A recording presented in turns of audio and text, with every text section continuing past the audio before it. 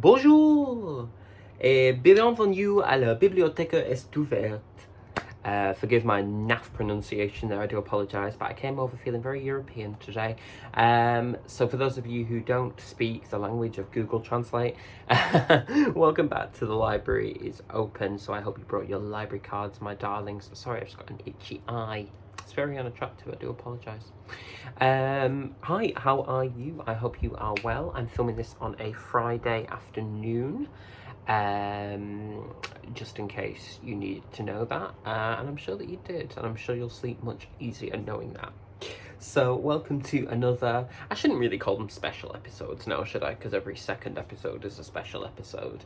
But this is a sort of part 2 follow-up to a video I did at the start of 2021 that I called 2021 for 2021.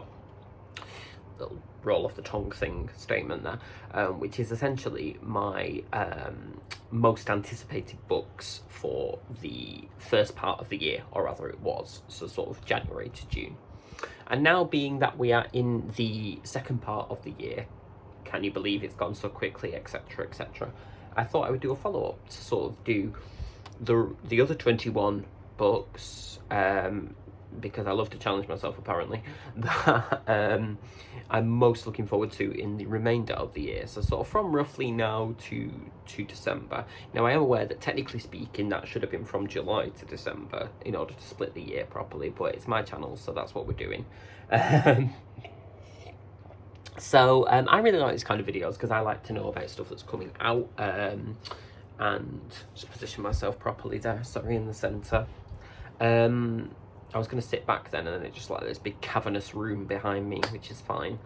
But yeah, I really like to know what's coming out and what to look out for, and I just think it you know, oftentimes, unless you're sort of really on it with following pages on social media and so on and so forth that promote new book releases and such, then some things can like pass you by, or maybe, you know, if you're on a budget and you want a budget for how many books you're buying, maybe it's better to be able to save a bit of money by knowing what's coming up. Anyway, those are what I'm thinking. So hopefully that's something you're interested in. So let's have a little look-see, shall we, at the 21 for the rest of 21.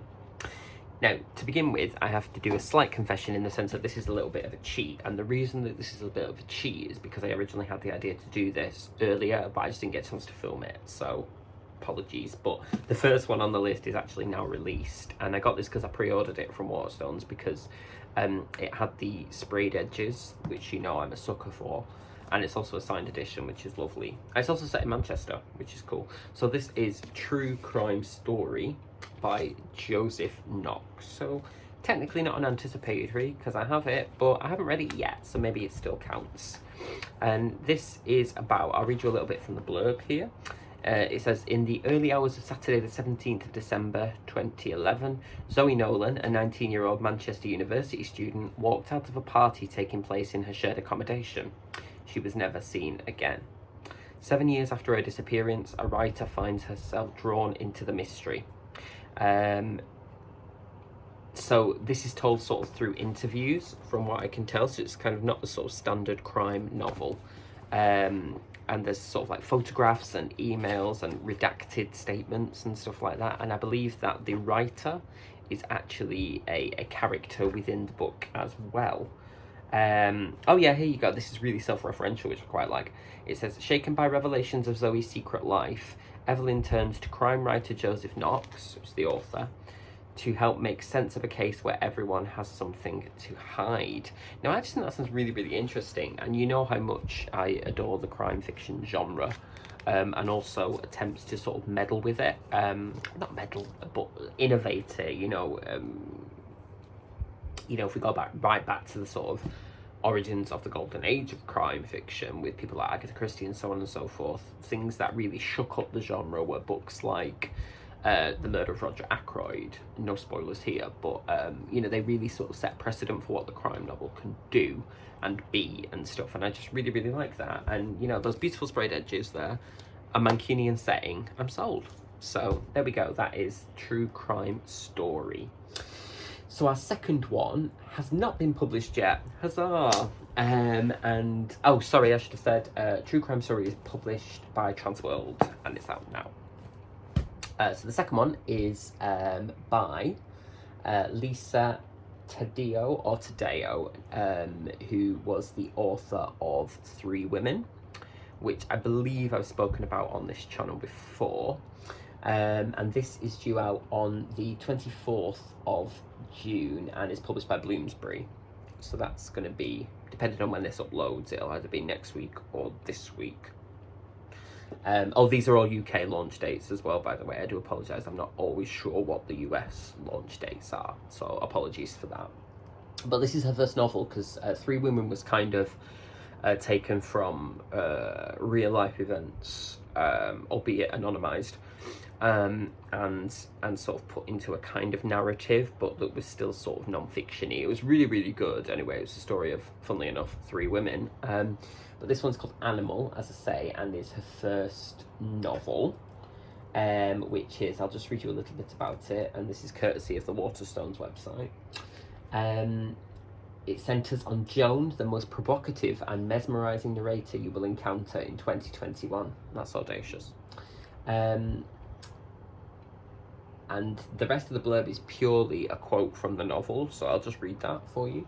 It says, I drove myself out of New York where a man shot himself in front of me. He was a gluttonous man, and when his blood came out, it looked like the blood of a pig. That's a cruel thing to think. He did it in a restaurant where I was having dinner with another man, another married man. Do you see how this is going? But I wasn't always this way. I am depraved. I hope you like me. Now, interesting, John. I feel like I might just like you. But I think that sounds really intriguing, and I think that's a great kind of teaser campaign for the book. So I'm really interested to see what the author, who juggled Three Women so well, does with an entirely fictionalized account. So I think that's fascinating. So there we go. Number 3 is quite a familiar face, actually, and this kind of intrigues me. It's coming out on the 29th of June and is published by Orion. And this is Once Upon a Time in Hollywood, the first novel by Quentin Tarantino. Now, I am quite it sounds cliche to say it, really, doesn't it? But I am quite a Tarantino fan. Not undiscerningly. Like, my favourite is probably Kill Bill and Pulp Fiction. I think they're sort of masterpieces. I love any kind of auteur that is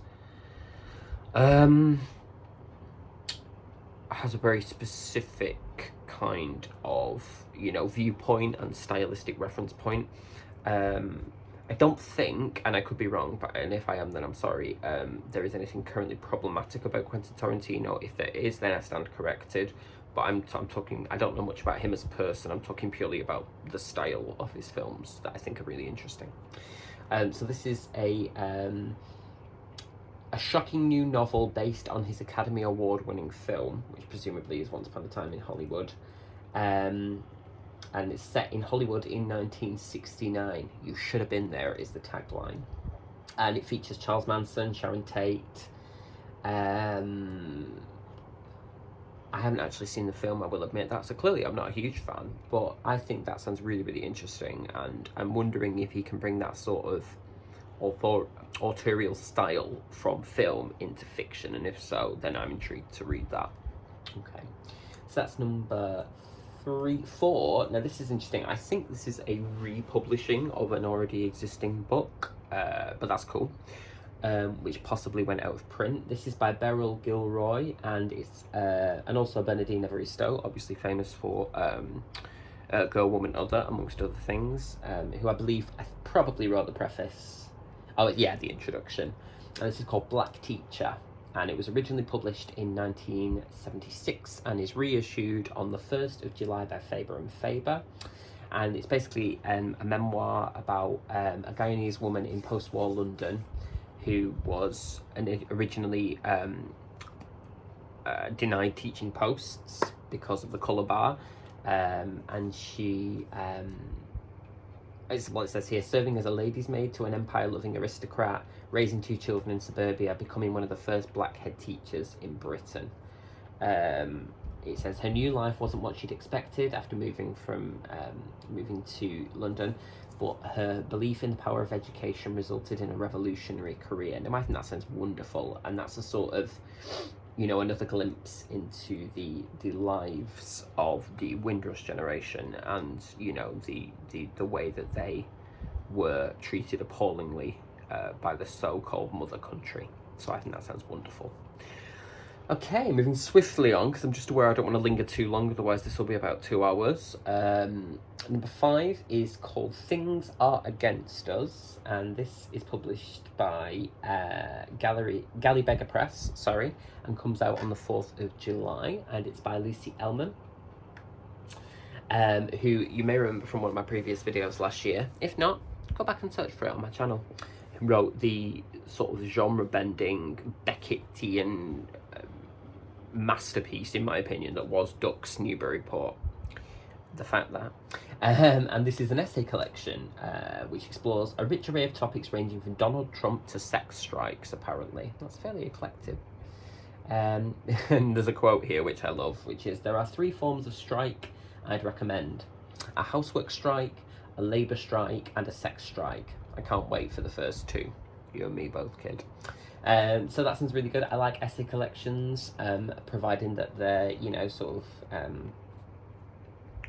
well put together and edited. She's already proven that she can be an innovator in terms of textual style, so I'm interested to see what she does with the essay. So I think that sounds cool. Yeah, okay. Okay, moving on to number 6. This is, I think, is more straightforward fiction. It's called The Ophelia Girls by Jane Healey, which comes out on the 22nd of July and is published by Pan Macmillan.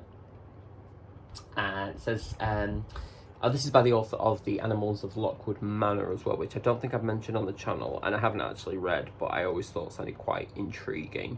This is set in 1973, where teenage Ruth and her 4 friends are obsessed with pre-Raphaelite paintings and a little bit obsessed with each other. They spend the scorching summer days in the river by Ruth's grand family home, pretending to be the drowning Ophelia and recreating tableaus of other tragic mythical heroines. That's quite interesting. By the end of the summer, real tragedy has found them. So it looks like then it flashes forward. And it's one of those sort of books that is about, you know, sort of buried secrets. If you're wondering what I'm doing, by the way, I'm on the laptop here looking up this information. Buried secrets and, you know, kind of the past will come back to haunt you, which is something I'm very interested in, as you know. So I think that sounds great. And I really like the character, or find interest in the character of Ophelia in terms of how iconic the character is in Hamlet, despite the fact that she has like some of the least lines of any Shakespeare heroine. It's fascinating. Number 7, maybe a bit lighter, I suppose, depending on how you conceptualize lightness, is Wicked Little Deeds by Kat Ellis. Now I mention this because a previous novel I read of hers, which was Harrow Lake, which I think I featured in a haul but didn't do a video on, was really, really interesting and sort of reminded me a lot of the old kind of pan horror, I think they were called, or point horror, I think they were called back in the day. You know, that sort of like suspensey kind of teenage, because I do believe this is kind of YA. There's that.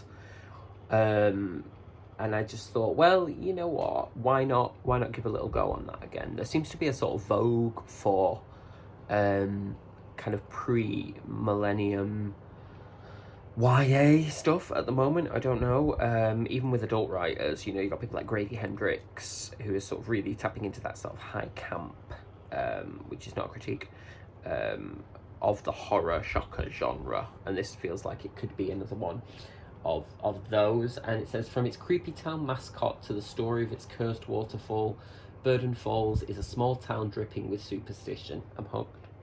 Ava Thorne knows this well. Since the horrific accident she witnessed a year ago, she's been plagued by nightmares. But when her school nemesis is brutally murdered and Ava is the primary suspect, she starts to wonder if the legends surrounding the town are more fact than fiction. Whatever secrets Burden Falls is hiding, there's a killer on the loose, and they have a vendetta against the Thorns. Now that's interesting, that's pulled me in. I imagine that'll be quite an easy read. Again, that's not a critique. I like an easy read and a sort of, you know, what would be the sort of modern equivalent of a shilling shocker, if you will. So I kind of fancy that. I think it sounds good, and that's out on the 5th of August and is published by Penguin. Moving swiftly on, we have number 8. This sounds really, really interesting, actually. This is called Shooting Martha, and it's by David Thewlis. And is out on the 5th of August by Orion, again. And this is a darkly humorous and acerbic satire of sorts, which follows a fabled, or is it famed, none of the above, director in the aftermath of a personal tragedy as he tries to finish a masterpiece by inviting a lookalike of his dead wife to stay at his French villa. A mix of Vertigo and Jonathan Coe, written by a master storyteller. I think that sounds fascinating. It feels like there might be shades of Rebecca there as well, which, as you know, I'm a big fan of Daphne du Maurier. This is what I mean for sort of talking about, you know, like vintage sort of trends in books and stuff. They all seem to be coming back around again, don't they? And I, for one, I'm all in favour of that. I think that's great. So, there we go. Number 9, this is quite eagerly anticipated. This is published by Transworld on the 31st of August, so end of summer. And it's A Slow Fire Burning by Paula Hawkins, who is the author of The Girl on the Train, which was made into the movie with Emily Blunt, who is a wonderful actor. Apparently this promises another white-knuckle thriller awash with unbearable suspense and jaw-dropping misdirection as 3 women are brought into conflict through a brutal murder. Laura has spent most of her life being judged. She's seen as hot-tempered, troubled, a loner. Miriam knows that just because Laura is witnessed leaving the scene of a horrific murder, it doesn't mean she's a killer.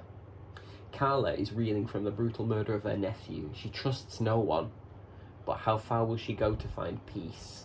Everyone is damaged. Some are damaged enough to kill. Wow, I think that sounds really, really interesting. So, and obviously when it's quite hotly anticipated, so given the success of The Girl on the Train, which really kind of, in the same way as The Woman in the Window by H.A. Fenn kind of captured, you know, it wasn't necessarily breaking the genre, but it was the title in that genre that captured everybody's imagination. So I think, you know, this has been a while coming, so I'm looking forward to it.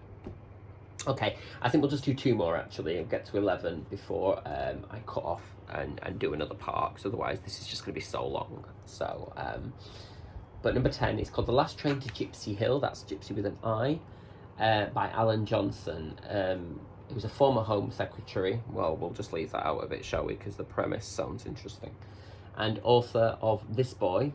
This is a gripping slice of contemporary espionage, which I don't normally like spy stuff, but this might be quite interesting. That takes place in shadowy conspiracy, the Russian mafia, and a beautiful woman on a train who may not be all that she seems. So kind of, you know, Hitchcockian, Agatha Christie style stuff there. It says, Gary Nelson has a routine for the commute to his dull job in the city. Every day he watches transfixed as a beautiful woman on the train applies her makeup. Then one evening on the late train to Gypsy Hill, the woman who has beguiled him for so long invites him to take an empty seat beside her. Fiddling with mascara, she holds up a mirror and Gary reads the words "Help Me" scrawled in sticky black letters on glass. From that moment, his life is turned on his head. He finds himself on the run from the mafia, the FSB, and even the Met Police, all because of what this mysterious woman may have witnessed. Oh, that sounds good, doesn't it? Home Secretary notwithstanding, and that's published by Headline on, as I say, the 2nd of September, so we're really moving into the latter kind of quarter of the year now. Lovely. And finally, for this episode edition vlog, we have, which says boss, I love her, Misfits, a personal manifesto by the incredible Michaela Cole, which comes out on the 7th of September by Ebury Publishing.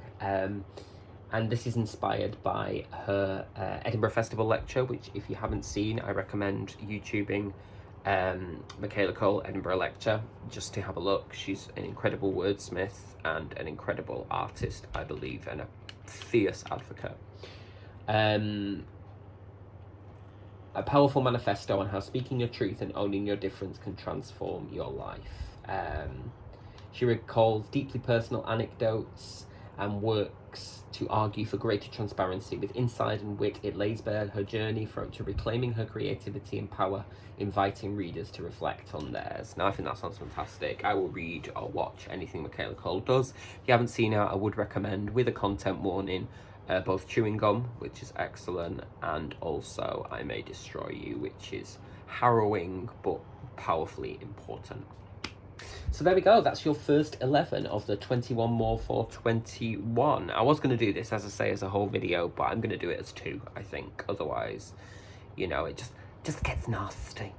So that's it for today. Keep your eye out for the second one, which will be the final part of 21 more for 21, which should be coming next week. So do let me know by sounding off in the comments any of these that you feel are interesting or that you would like to get your hands on. And also do let me know if there are others that I haven't mentioned that you are really, really looking forward to. But for now, put your library card somewhere safe, as always. Do me a favour and take massive care of yourselves and the people around you. Stay safe, and I will see you in the next video, book sniffers. Bye for now. Mwah.